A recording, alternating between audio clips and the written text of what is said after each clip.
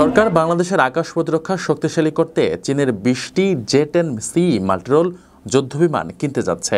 মোট প্রকল্প ব্যয় প্রায় $220 কোটি, যার মধ্যে 20টি বিমানের মূল্য $120 কোটি। স্থানীয় ও বৈদেশিক প্রশিক্ষণ, যন্ত্রপাতি ও পরিবহন খরচ আরও $82 কোটি।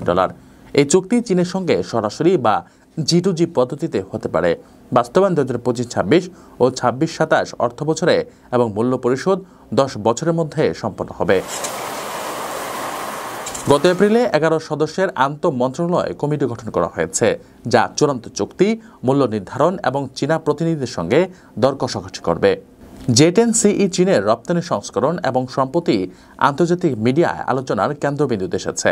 বিশেষজ্ঞরা এর প্রয়োজনীয়তা স্বীকার করেছেন, তবে ভূরাজনৈতিক প্রভাব বিবেচনা করার পরামর্শ দিয়েছেন। বর্তমানে বাংলাদেশ বিমান বাহিনীর বহরে 212টি এয়ারক্রাফট রয়েছে, যার মধ্যে 44টি ফাইটার জেট। J-10 সিরিজ সংযোজন বিমান বাহিনীর আধুনিকায়নে গুরুত্বপূর্ণ সংযোজন হবে। প্রিয় প্রবাসী, আপনার নিরাপদ ভবিষ্যতের জন্য অর্ধেক দামে আজই ফ্ল্যাট বুকিং করুন। ঢাকায় প্রবাসী সিটি দিচ্ছে সীমিত সময়ের স্পেশাল অফার।